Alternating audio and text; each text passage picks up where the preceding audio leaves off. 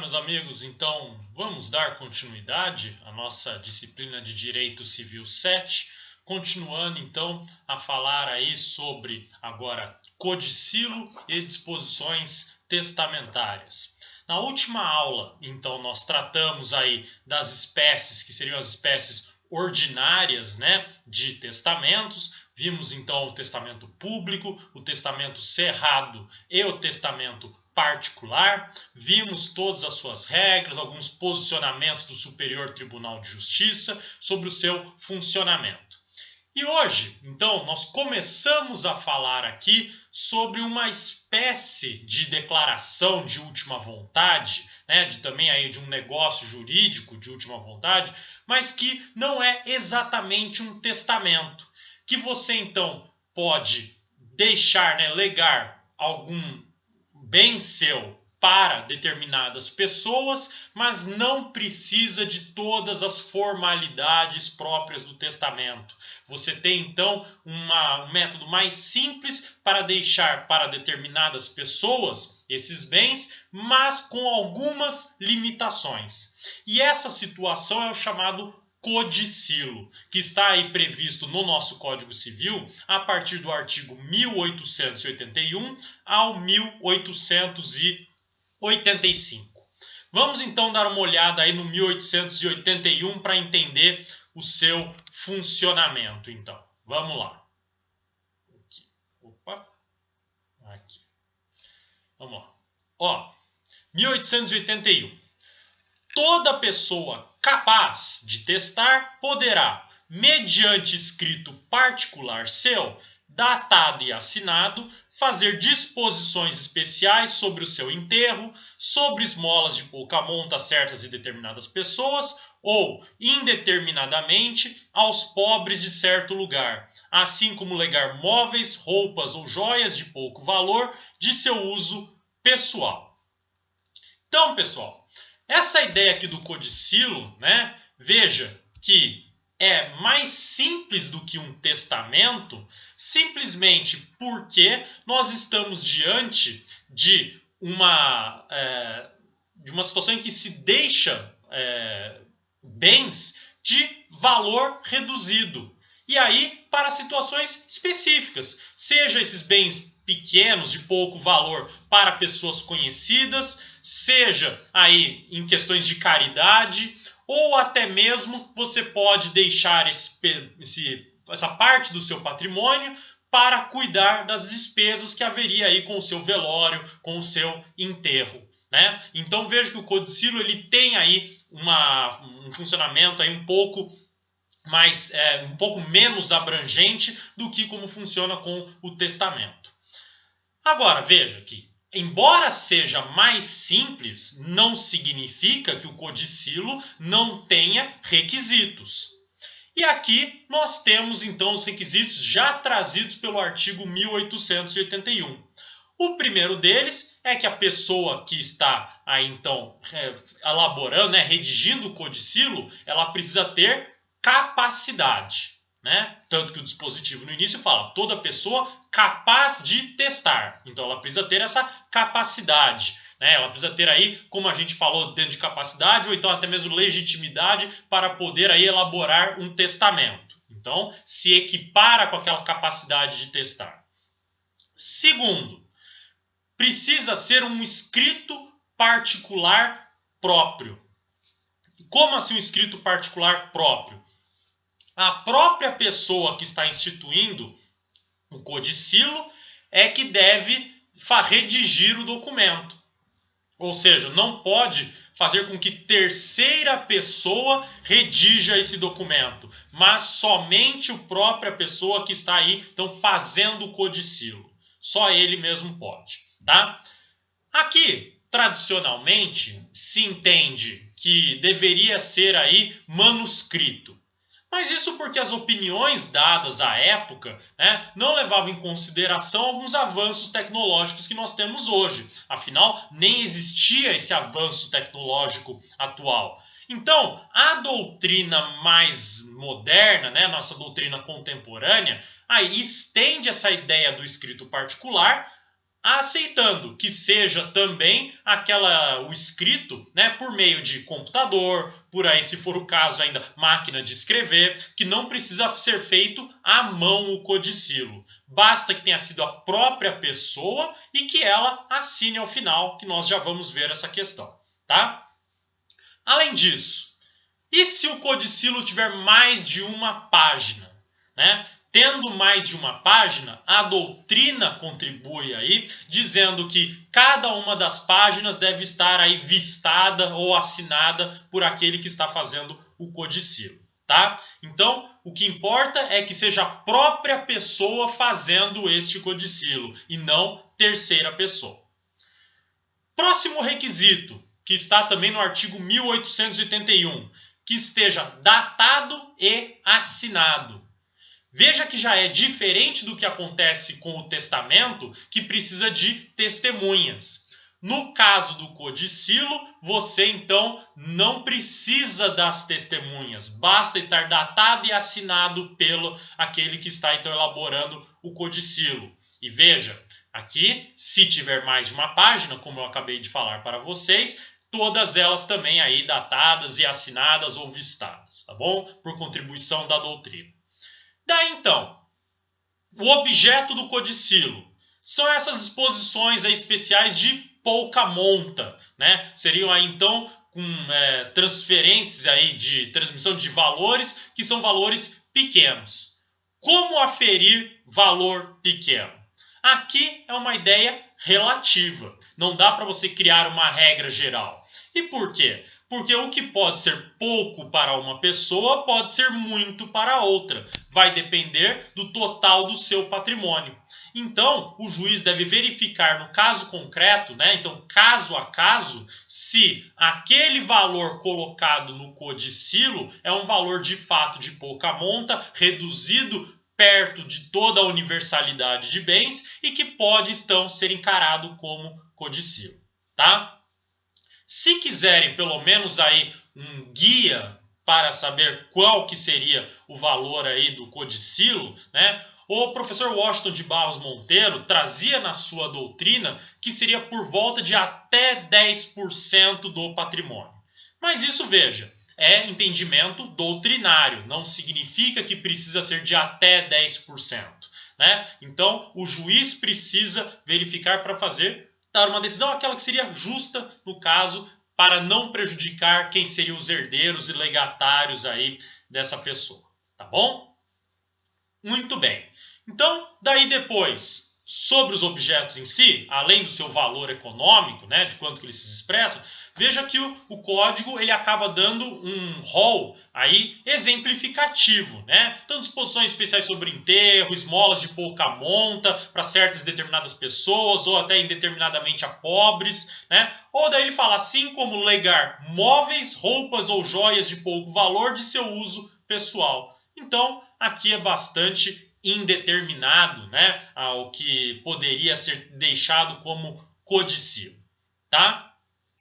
Muito bem, vamos para o artigo 1882. Olha só. Os atos a que se refere o artigo antecedente, salvo o direito de terceiro, valerão como codicilos, deixa ou não testamento o autor.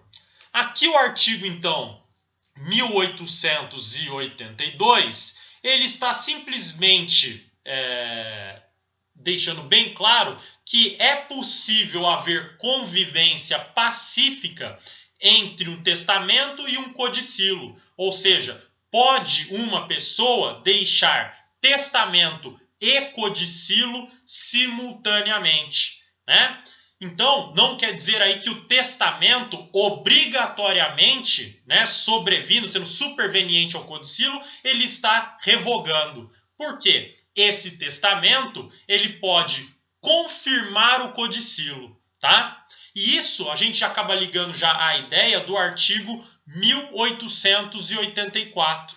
Olha só, os atos previstos nos artigos antecedentes revogam-se por atos iguais e consideram-se revogados se, havendo testamento posterior de qualquer natureza, este os não confirmar ou modificar. Então veja, se o testamento confirmar o codicilo, eles coexistem, sem problema nenhum.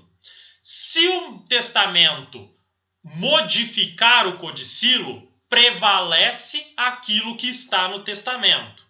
Agora, se o testamento não se manifestar ou revogar expressamente o codicilo, cai as disposições do codicilo e prevalecem a do testamento, tá bom? Então, essa é a primeira ideia. O testamento vai prevalecer aí, salvo se ele confirmar ou somente modificar o codicilo. Daí, então, os dois coexistem. Agora vamos pensar o contrário. Vamos dizer que existe um testamento e vem um codicilo posterior. O codicilo tem o condão de alterar o testamento? Não, aí não. Por quê? O testamento só pode ser revogado por um ato igual a ele, de igual força. Veja que o testamento possui aí muito mais abrangência e requisitos formais, né? Por exemplo, a necessidade de testemunhas. Então, um codicilo por si só não tem força para revogar um testamento, tá bom? Por outro lado, veja que o codicilo, ele pode então ser revogado por um novo codicilo posterior ou então por um testamento que não o confirme, né? Ele tem menos força, digamos assim, que o testamento, tá?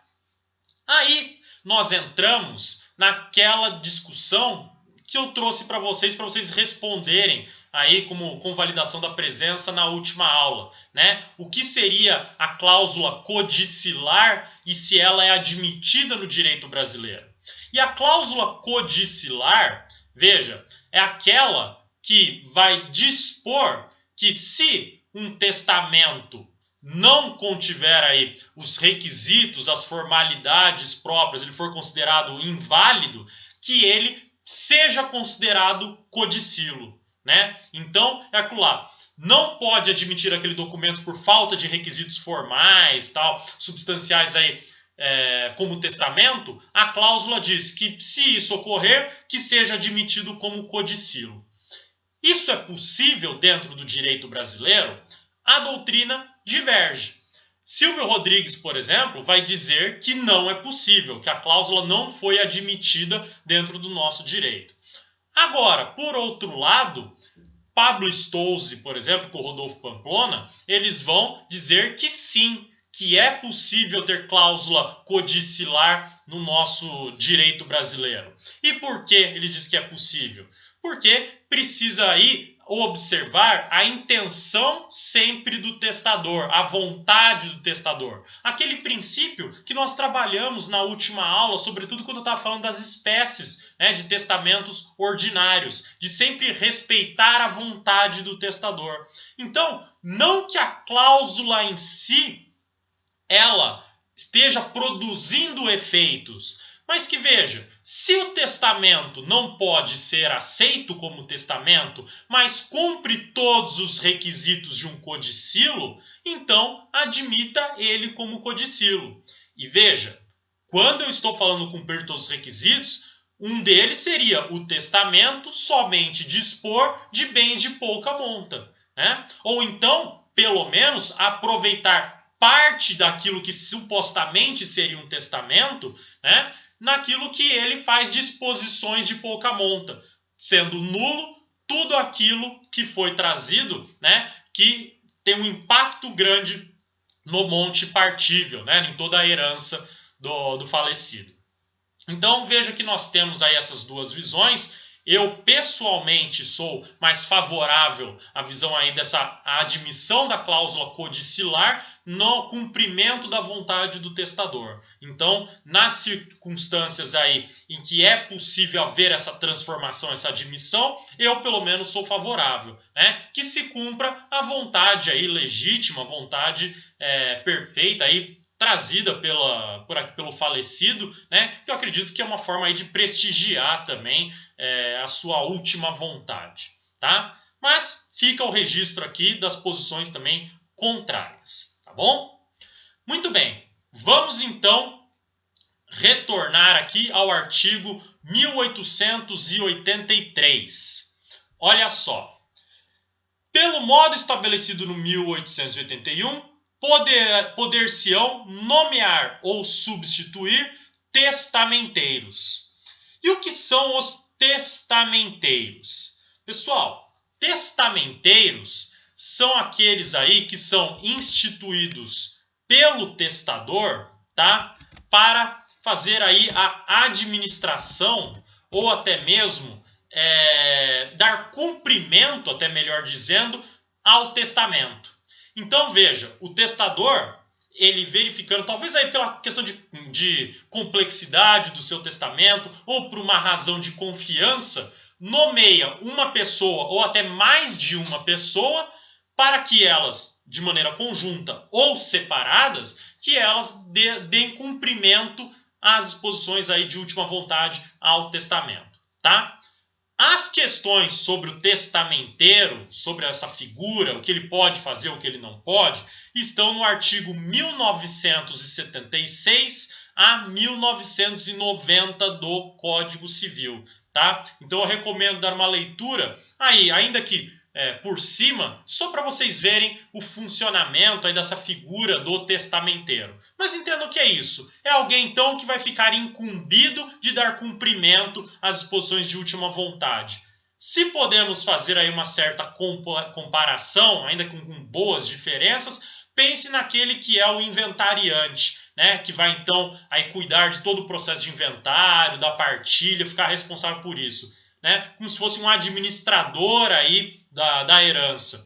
Penso que o testamenteiro faz algo parecido, né? Tendo aí então posse e administração aí dos bens aí da herança que estão sujeitos a essa última vontade, tá bom?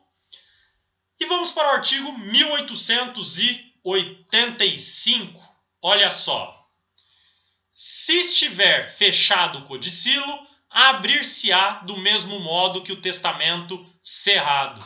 E como que nós falamos que é a abertura do testamento cerrado? Por via judicial, numa ação aí de abertura e cumprimento aí do testamento. E daí você vai fazer o mesmo para o codicilo, estando ele fechado, né, cerrado, seja a forma aí que foi escolhida pelo falecido para, então, fazer um lacre no codicilo, vai ter que aí fazer essa abertura pela via judicial, tá bom? Isso se ele estiver fechado, porque não é requisito aí do codicilo que ele esteja fechado, tá bom? Ele pode ser aberto sem maiores problemas, tá bom?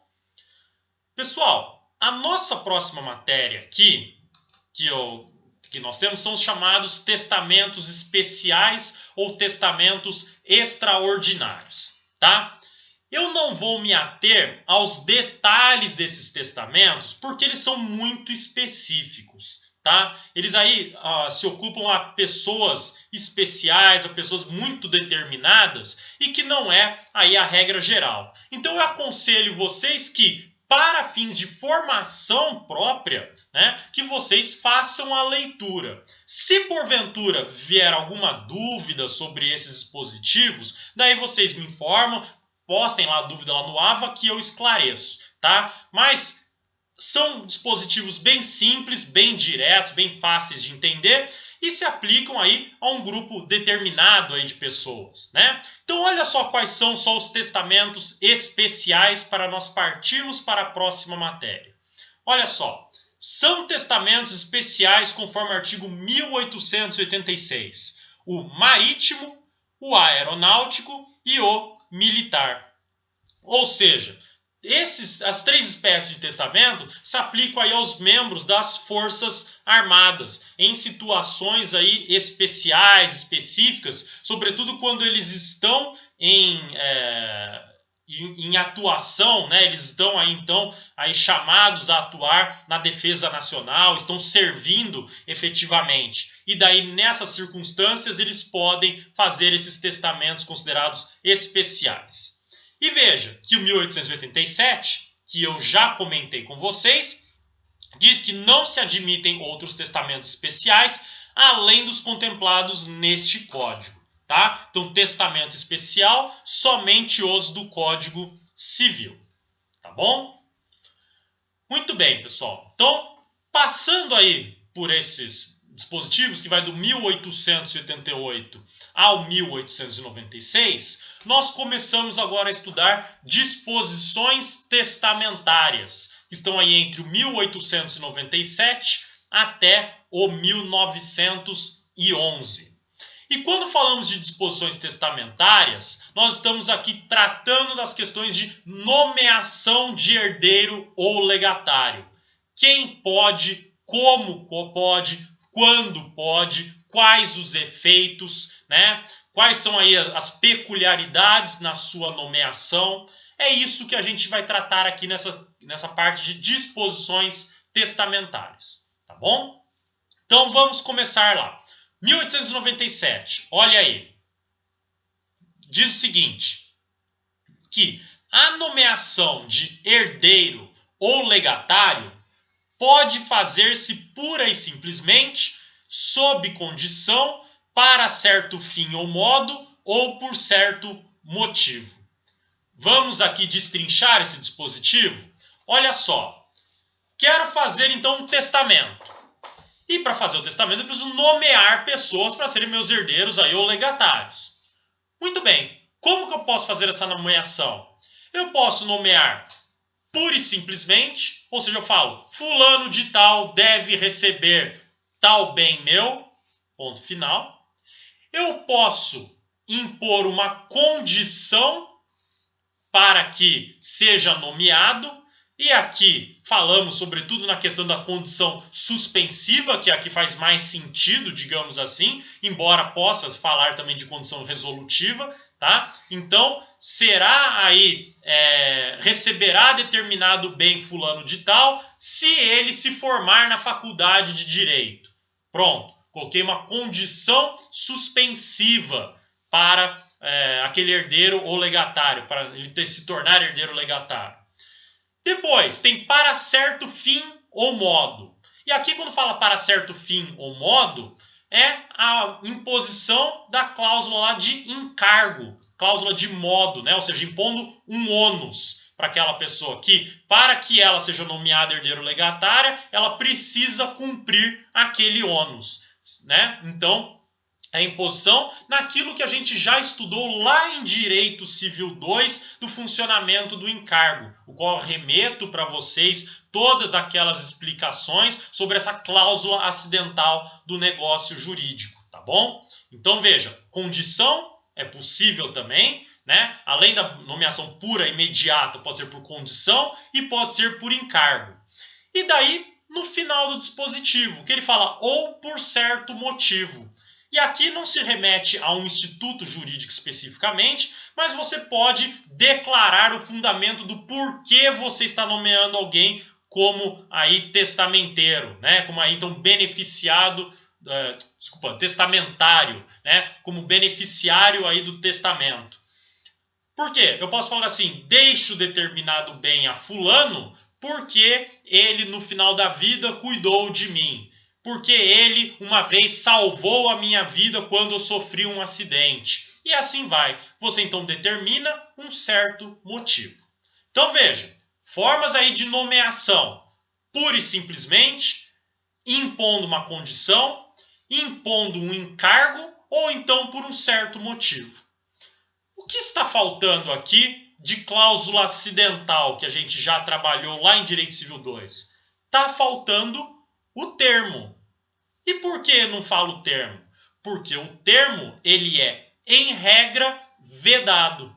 Olha o artigo 1898. A designação do tempo em que deva começar ou cessar o direito do herdeiro, salvo nas disposições fideicomissárias, ter-se-á por não escrita. Então, veja só, eu não posso, em regra, impor aí um termo inicial ou final para alguém se tornar herdeiro ou legatário. Então eu não posso falar que fulano será meu herdeiro a partir da data tal ou até data tal. Não posso, né? Então, evento futuro e certo não pode ser colocado. Somente um evento futuro e incerto, que é próprio aí da condição, tá bom? Inclusive, né, fica a sugestão para quem não está lembrando muito bem as regrinhas de condição, termo e encargo, aí olha mesmo aí no meu canal do YouTube, um dos primeiros vídeos do canal, tá? Que tem a aula de Direito Civil 2, que eu falo de condição, termo e encargo. Dê uma assistida lá, relembre as explicações próprias sobre isso, tá bom? Aí veja só, o artigo 1898, ele fala que, ele coloca salvo, né, as disposições fideicomissárias.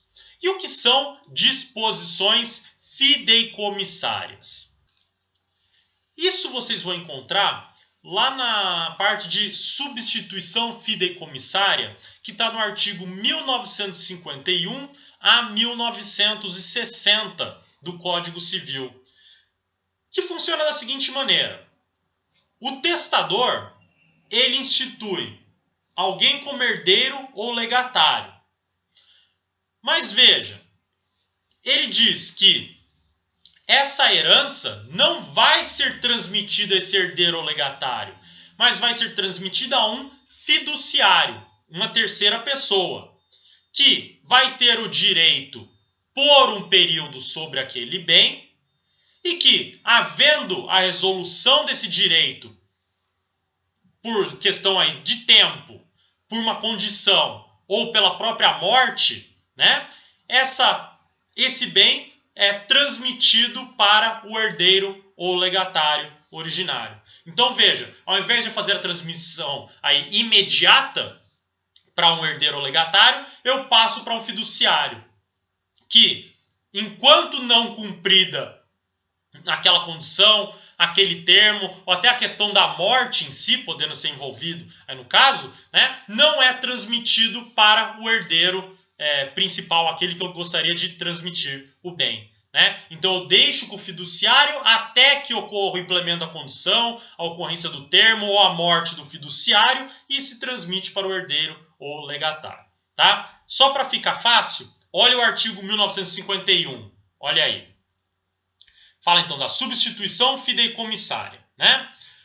Pode o testador instituir herdeiros ou legatários, estabelecendo que, por ocasião de sua morte, a herança ou legado se transmita ao fiduciário, resolvendo-se o direito deste, por sua morte, a certo tempo ou sob certa condição, em favor de outrem, que se qualifica de fideicomissário. Tá bom? Muito bem, muito bem. Então você veja que aí tem, como próprio nome, substituição fideicomissária, tem uma substituição daquele que é o beneficiário, né, do testamento. O primeiro beneficiário que seria o fiduciário inicialmente. Legal? Muito bem, gente. Então, vamos agora falar até de uma consagração daquela ideia da prevalência da vontade do testador, que está lá no artigo 1899. Olha aí na sua tela. Quando a cláusula testamentária for suscetível de interpretações diferentes, prevalecerá a que melhor assegure a observância da vontade do testador. Então veja só, né, que tendo aí problemas interpretativos, não consegue se entender exatamente qual seria a interpretação correta da cláusula testamentária, deve-se observar, verificando outros elementos, como por exemplo o contexto, as relações pessoais que tinha desse testador, as declarações outras de vontade dele, né? Ou seja, o modo como ele se comportava, que dê direcionamentos de qual deveria ser a interpretação daquela cláusula testamentária, tá bom? Muito bem. Aí o artigo 1900 e 1901 vão falar sobre questões aí de nulidade ou até mesmo validade de nomeações de herdeiros ou legatários. E aqui é relativamente simples de entender as situações, porque elas são um tanto quanto óbvias. Vamos olhar cada uma delas para vocês verem. Olha só. É nula a disposição 1. Que institua herdeiro ou legatário sob a condição captatória de que este disponha, também por testamento, em benefício do testador ou de terceiro. O que é condição captatória? Tá? Condição captatória, pessoal, é aquela em que não há manifestação livre de vontade do morto, ou então existe uma forma aí de pacta corvina, também chamado de pacto sucessório. Então veja, tanto em razão de não manifestação aí livre do próprio herdeiro legatário, porque ele está então aí está submetido a um dolo, como também nós temos aí a situação em que há um pacto sucessório, também chamado de pacta corvina, né? Que é aquele pacto feito em cima da herança de pessoa viva. Vamos dar um exemplo, pensar. Primeiro, o herdeiro pode, então, não ter aí manifestado livremente a vontade. Ele foi aí coagido a escrever o testamento beneficiando alguém, beneficiando um determinado herdeiro ou legatário. Nessa situação, veja, o código ele dá uma consequência jurídica mais grave do que a regra geral. Por quê? Havendo dolo, havendo coação, né? Havendo aí então algum tipo de lesão, inclusive, pensando em todas aquelas vícios do consentimento, qual que é a consequência? A consequência é da anulação do ato, né? Havendo vício de consentimento, nós temos então a anulabilidade, né? Ou nulidade relativa. Mas veja que o 1900 falou que é nula a disposição. Então, para esses casos em que há essa coação, né, há essa submissão a um dolo para realização da condição captatória aí, você tem então você tem uma situação em que há a nulidade da disposição, tá bom? Agora, condição captatória é mais que isso.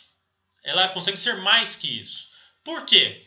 Ela pode ser também aquela condição que coloca, por exemplo, deixo determinado legado, determinado bem a fulano de tal, se ele deixar também em seu testamento um bem tal para ciclano. Então veja, eu coloco uma condição de aquela pessoa se tornar minha herdeira ou legatária se ela também me beneficiar ou beneficiar um terceiro, né?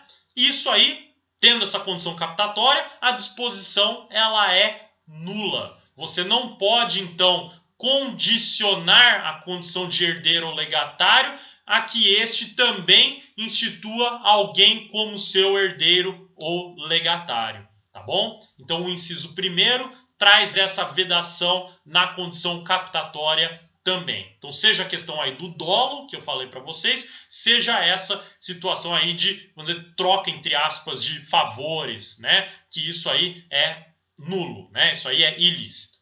Vamos para o inciso 2º. Que se refira à pessoa incerta cuja identidade não se possa averiguar. Então pensa, alguém deixa aí no testamento um bem para o João. E não fala quem que é o João. Não tem sobrenome, não tem documento, não fala de onde que ele é. Ninguém conhece João. Não sabe nem se essa pessoa se relacionou alguma vez, né, seja de amizade, relacionamento amoroso, seja lá o que for, com um tal de João. Ninguém sabe quem é. E não tem como averiguar mais. Então, daí, nesse caso, nós temos aí uma disposição também nula. Também, inciso 3º, que favoreça a pessoa incerta cometendo a determinação de sua identidade a terceiro. Então, veja, aí nós temos uma situação em que fala que vai deixar para alguém que um terceiro vai escolher. Então fala, olha, fulano, você escolhe para quem que vai ficar. Veja, aí também a disposição é nula, porque de certa maneira você está retirando, veja, por vias reversas aí, né, vias oblíquas, você está retirando aquela característica personalíssima do testamento e entregando a terceiro. Falando, olha, você escolhe quem que você quer entregar, tá? Veja, o inciso segundo e o inciso terceiro, eles trabalharam então com essa incerteza da pessoa, tornando nula a disposição. Mas não significa que toda incerteza quanto à pessoa tornará a disposição nula. Por quê? Porque o 1901, inciso 1º, ele traz hipótese de pessoa incerta e que pode ainda assim ter a disposição testamentária não sendo declarada nula. Olhe o 1901 aí na sua tela, inciso 1º.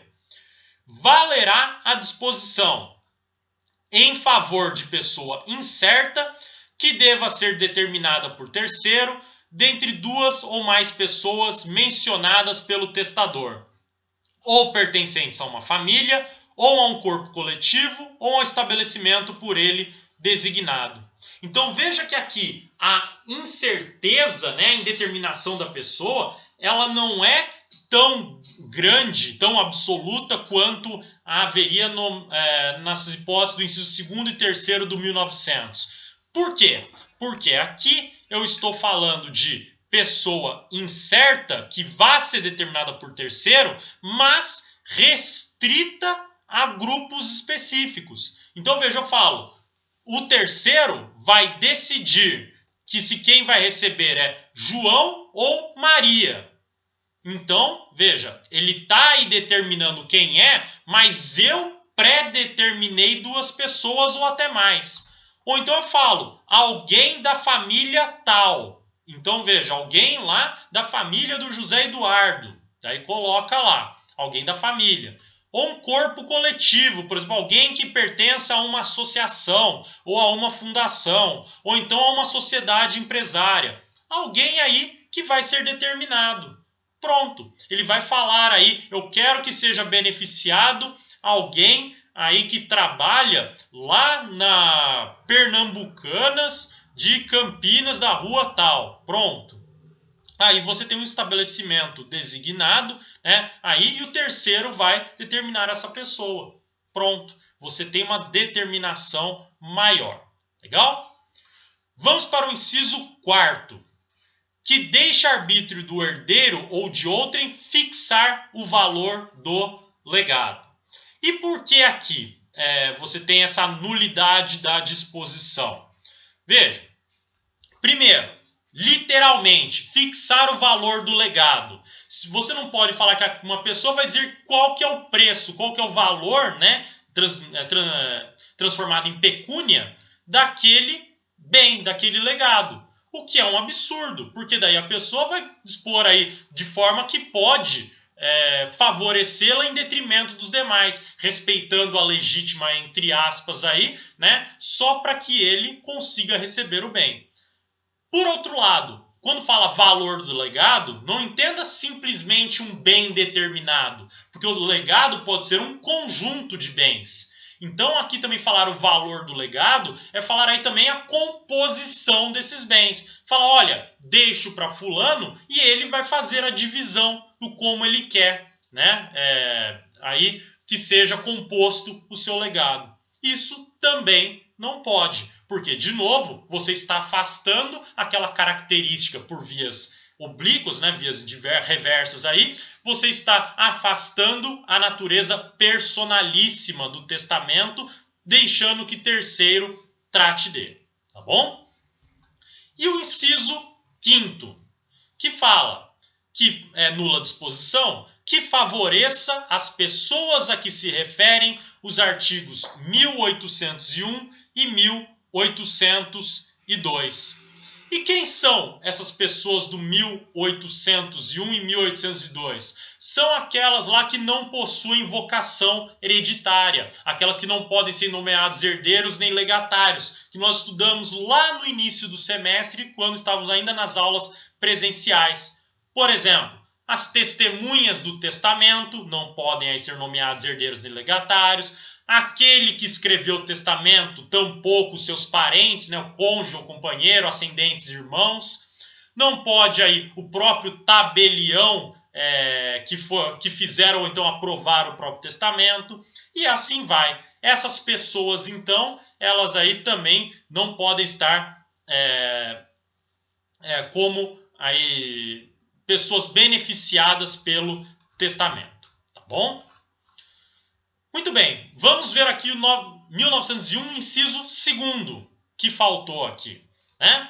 Olha o 1901, inciso 2º, que valerá a disposição em remuneração de serviços prestados ao testador, por ocasião de moléstia de que faleceu, ainda que fique ao arbítrio do herdeiro ou de outrem determinar o valor do legado.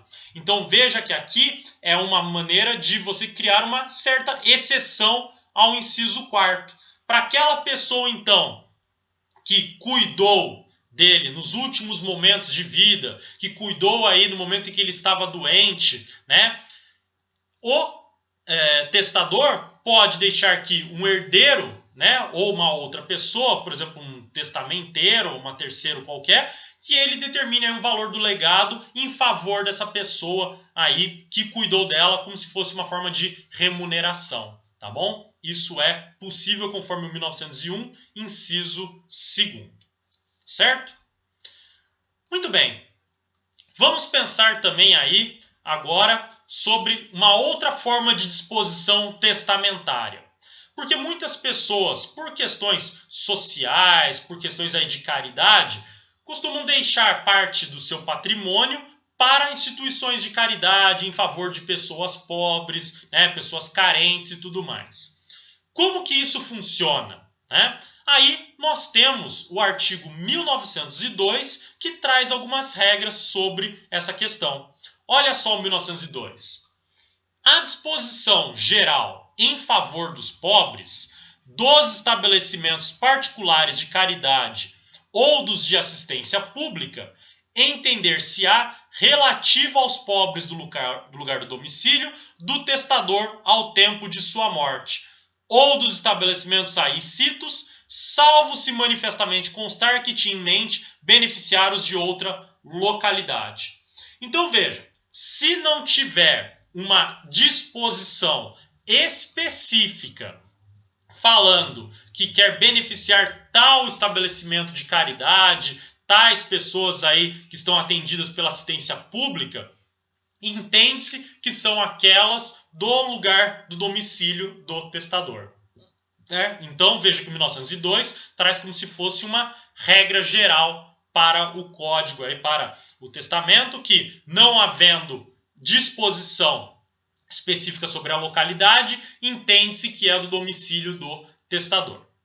Agora, nós sabemos que existem instituições aí públicas e particulares de caridade.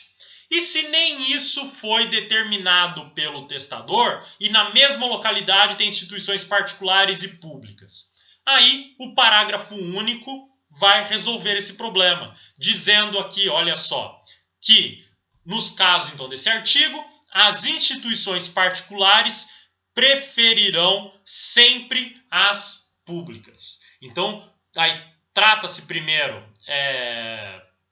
das instituições particulares e depois das públicas. E se tiver mais de uma particular, como que vai decidir sobre elas? Veja, daí você tem que buscar também a própria intenção do testador, verificar se ele tinha algum vínculo maior com uma ou com outra instituição particular, para ver aí qual que talvez poderia ter sido a favorecida, ou então buscar outros elementos aí do contexto que mostrem que seja mais interessante passar para uma instituição particular do que a outra. Daí vai depender muito do caso concreto, tá bom? Agora vamos pensar o seguinte, vamos imaginar que eu, por exemplo, vou ser favorecido por um testamento. E daí se escreve lá no testamento que deixo os bens para João Eduardo Figueiredo de Andrade Martins.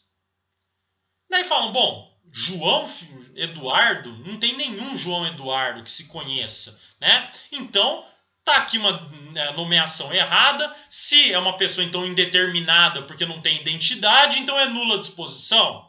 Veja, não é bem assim. Por quê? Se for percebido aí por fatos inequívocos, pelas intenções, pelos outros documentos, ou seja, pelo próprio contexto do testamento, que em vez de ser João Eduardo, era José Eduardo, que a pessoa simplesmente errou o nome, aí, então, é válida a disposição. Olha só o 1903, tá? O erro na designação da pessoa do herdeiro, do legatário ou da coisa legada anula a disposição, salvo se, pelo contexto do testamento, por outros documentos ou por fatos inequívocos, se puder identificar a pessoa ou coisa a que o testador queria referir-se, tá? Então veja, se falou errado, mas não dá para salvar aquela disposição, ela então é anulada. Ótimo. Por outro lado, se você consegue identificar a pessoa ou a coisa, né? Se você consegue então dizer, aí mesmo com o erro, então prevalece a vontade do testador. Ok? Vamos para o 1904. Se o testamento nomear 2 ou mais herdeiros, sem discriminar a parte de cada um, partilhar-se-á por igual entre todos a porção disponível do testador. Então veja, separa a legítima, você deixa a parte disponível. Tem 2 ou mais herdeiros, não falou que cada um vai receber, divide igualmente. Regra própria de justiça. Nada de mais, nada de diferente aqui, tá bom? Vamos para o 1905. Se o testador nomear certos herdeiros individualmente e outros coletivamente, a herança será dividida em tantas quotas quanto forem os indivíduos e os grupos designados. Outra regra simples e fácil. Pensa aqui comigo, né? Dividiu entre aí o fulano de tal e a família de alguém. Ou então os membros lá, todos aqueles lá de um estabelecimento qualquer, né? Ou seja, um foi colocado de maneira individual, outro coletivo. Veja, você faz a divisão igual entre os individuais e os coletivos, considerando, por exemplo, vamos dizer que tem um individual e um coletivo. Divide aí a parte disponível em 2, metade para o indivíduo, metade para o coletivo. Tá bom? Então você faz o tratamento da forma como o testador tratou. Indivíduo como indivíduo, um grupo como um grupo, como se fosse um todo unitário. Tá bom? 1906. Se forem determinadas as cotas de cada herdeiro e não absorverem toda a herança, o remanescente pertencerá aos herdeiros legítimos, segundo a ordem de vocação hereditária. Óbvio também, né? Separei a legítima, deixei a parte disponível, dividi a parte disponível da forma como o testador queria para cada um aí dos herdeiros aí, de cada um dos legatários. Fiz tudo a divisão. Muito bem. Ainda sobrou bens remanescentes. Esses bens remanescentes vão lá para a legítima e compõem aí as cotas, né? Os quinhões hereditários de cada um dos herdeiros legítimos, os herdeiros aí necessários, tá bom? Então veja que é aquela questão, remanescente, aquilo que sobrou, vai para aquela da legítima, para a parte da legítima, como se não fosse parte disponível, tá bom? 1907. Se forem determinados os quinhões de uns e não os de outros herdeiros, distribuir-se-á por igual a estes últimos o que restar, depois de completas as porções hereditárias dos primeiros. Tá bom? Olha só, vamos entender. Fácil também. Olha aí. Pensa que eu tenho então uma nomeação aí no testamento de alguns herdeiros aí para que eles recebam, né, dividido, tirada já a legítima, na parte disponível tem aí o testamento dizendo que fulano e ciclano vão receber tal legado e esse outro legado. Vão receber, então, tais bens especificados lá, ou uma porcentagem em cima de cada bem. Depende da maneira como for interessante aí para o testador.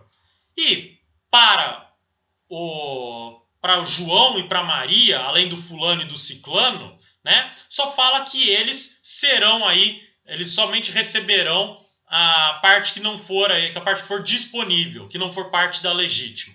Então veja, para dois, fulano e ciclano, foi dito exatamente o que vão receber, e para o João e a Maria não se disse exatamente o que eles vão receber, só que eles vão receber a parte disponível. Como que se faz então? Pega a parte que está exatamente dividida para os dois testamentários, aí os dois beneficiados, e faz a divisão conforme o testador disse, e o que sobrar divide igualmente para os que restarem, né? Pronto, você tem então a divisão certa para cada um aí, ok? Muito bem, 1908. Dispondo o testador que não caiba ao herdeiro instituído certo e determinado objeto, dentre os da herança, tocará ele aos herdeiros legítimos, tá? Olha só. O que está falando esse 1908, então? O testador, ele pode considerar aí uma pessoa indigna, né? Podendo afastar completamente aí da sua herança, né? Ou então até mesmo fazer uma deserdação, se for o caso. Mas ele pode também falar que determinado bem não pode ser entregue para fulano de tal. Se esse bem, então, tiver aí essa designação feita pelo testamento, né, ele vai ser então distribuído aos demais, aí aos herdeiros legítimos. Então veja, aquela pessoa não tem contato com aquele objeto que o testador disse que ele não quer para aquela pessoa, e ele vai ser distribuído para os demais herdeiros, tá bom? Olha aí de novo 1908 para ficar claro para vocês. Dispondo o testador que não caiba ao herdeiro instituído certo e determinado objeto, dentre os da herança, tocará ele aos herdeiros legítimos. Aqui só a gente precisa fazer uma ressalva, que é a seguinte. Vamos dizer que o único herdeiro, né, desse testador, desse falecido aí, é esse que está no testamento que não pode receber certo e determinado objeto. O que vai acontecer com esse bem? Veja, aí não há escolha. Porque se ele é o único herdeiro legítimo, o único herdeiro aí necessário, o único que pode receber o bem, vai então ser desconsiderada a cláusula do testamento e esse bem vai ser entregue para essa pessoa, tá? Independentemente aí então de haver essa cláusula testamentária. Você pode até estar pensando assim, mas por que então não se torna herança jacente, herança vacante, lá como a gente estudou? Porque aqueles casos é na inexistência de qualquer herdeiro, quando não existe ninguém para receber. Daí então os entes federativos podem receber aí os bens. Mas veja, não é o caso. A gente tem herdeiro, a gente tem uma pessoa legitimada a receber. Então, nesse caso, se desconsidera daí a cláusula testamentária e aquela pessoa vai receber o bem de qualquer maneira. Tá bom? Muito bem. Artigo 1909. Nós já trabalhamos quando começamos a falar aí de testamento, por isso não vou falar dele agora. E vamos para o 1910. Que diz que a ineficácia de uma disposição testamentária importa a das outras que, sem aquela, não teriam sido determinadas pelo testador. Gente, aqui é um desdobramento daquela regra que o acessório acompanha o principal. Então, se uma cláusula testamentária, uma disposição lá prejudica as demais, né? Veja, ela vai então se essa cláusula testamentária ela produz seus efeitos nas demais, depende dela para as demais funcionarem, com a queda, né, com a ineficácia dessa cláusula, as outras demais caem junto. Não tem como você manter, né, o acessório, então, acompanhando o principal. tudo aquilo que se referia àquela cláusula ineficaz também se torna, consequentemente, ineficaz. Tá? E, finalmente, o artigo 1911.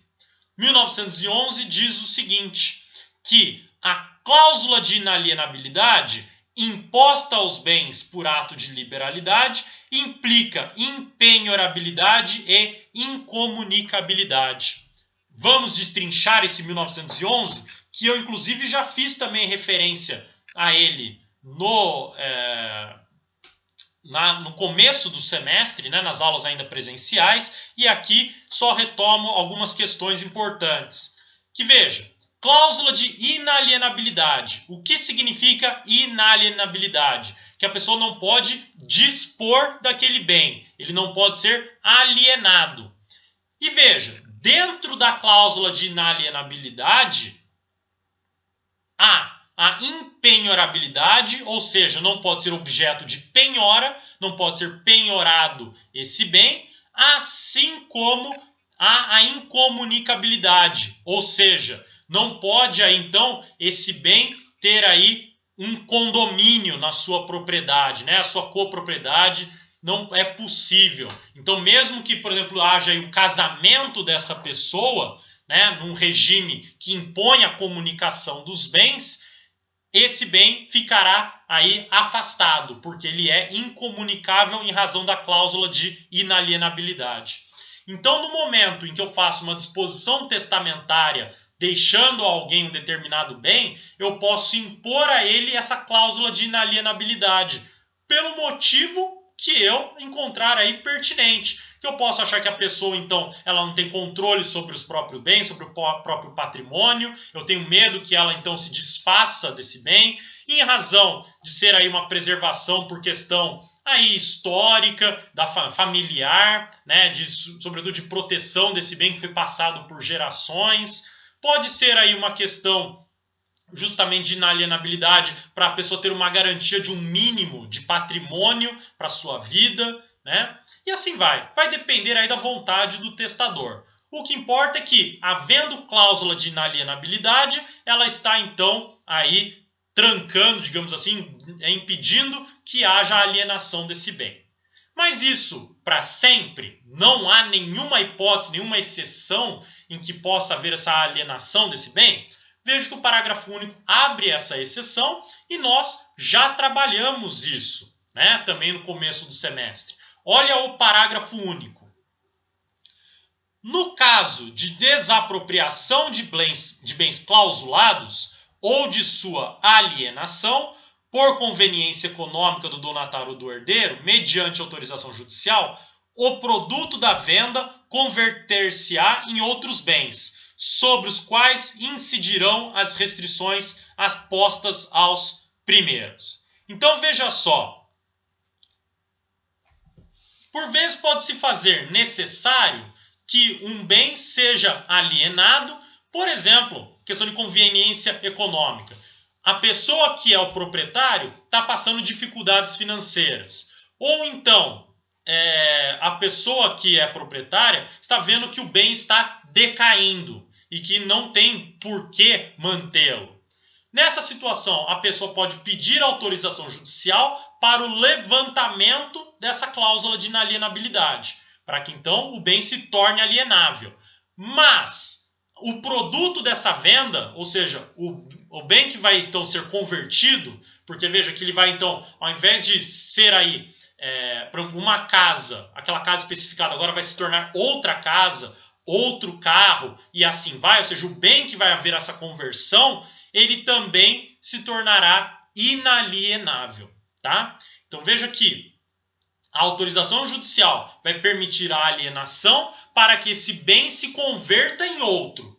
Então, se é uma casa, por exemplo, se converte em uma outra casa. Ou então, se é um carro, se converte, por exemplo, em vários móveis. Não sei, podemos pensar em várias hipóteses possíveis. Todos esses bens são produtos dessa venda, eles aí, então, serão também inalienáveis, assim como o bem original. Tá bom?